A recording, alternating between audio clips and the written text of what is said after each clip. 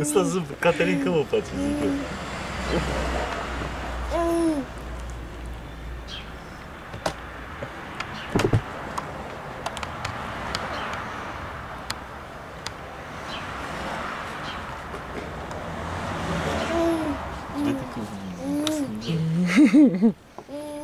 Bravo, mami, lasă că te duci tu la tati, cu tati la pește.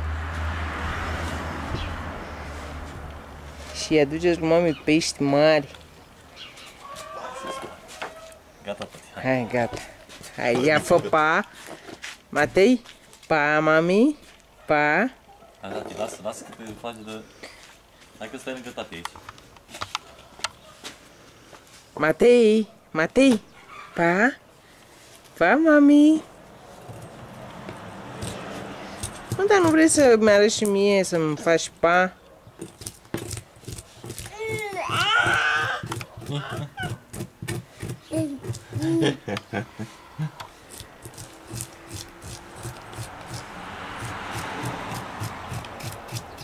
E fi pomul ăsta? Nu, i-am dat un iaurt.